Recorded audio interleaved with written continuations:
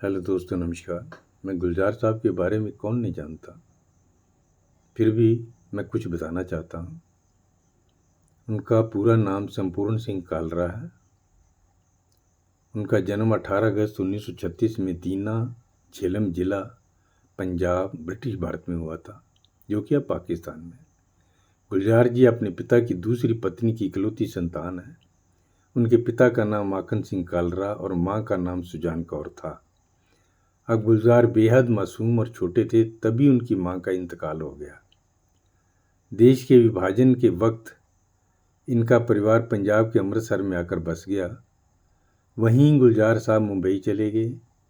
मुंबई आकर उन्होंने गैरेज में बतौर मैकेनिक का काम करना शुरू कर दिया, लेकिन प्रतिभा छुपी न रह सकी।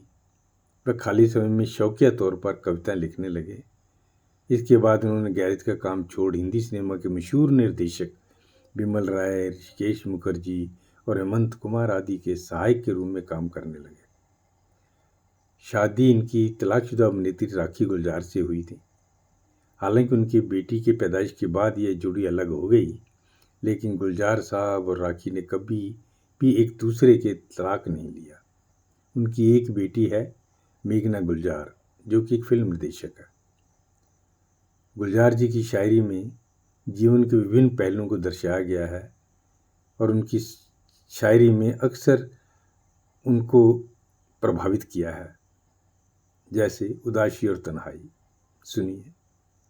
दिल में ऐसे ठहर गए हैं गम, जैसे जंगल में शाम की साय।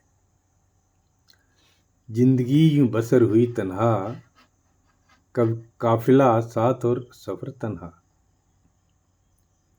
तेरे बगैर किसी और को देखा नहीं मैंने, सूख गया वो तेरा गुलाब, लेकिन फेंका नहीं मैंने।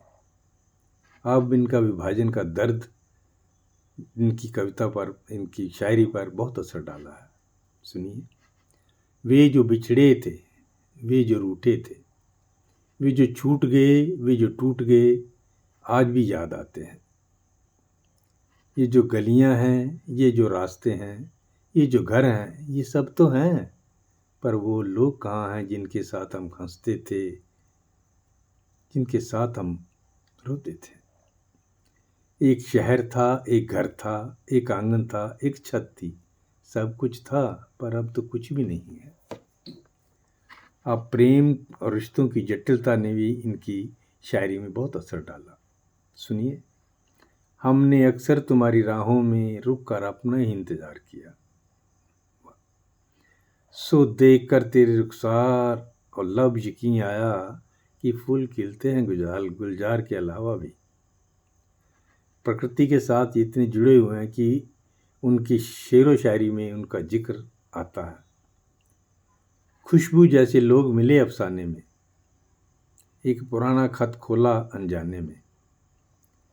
मैं चुप कराता हूँ हर शब उमड़ती बारिश को, मगर ये रोज नई बात छेड़ देती है, मगर ये रोज नई बात छेड़ देती है।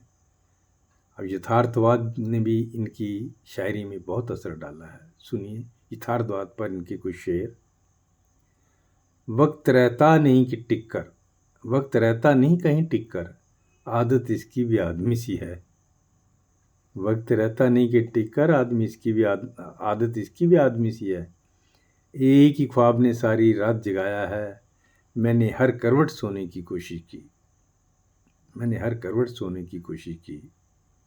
अंत में यही कहूँगा, खुदा इन्हें लंबी उम्र दे और हमें इनकी नई नई रचनाओं से रूबरू कराता रहे। Long live Gulzar, long live Gulzar. Thank you दोस्तों, सुनने की धन्यवाद आपका। इतना आपने मेरा साथ दिया सुनने का, शुक्रिया।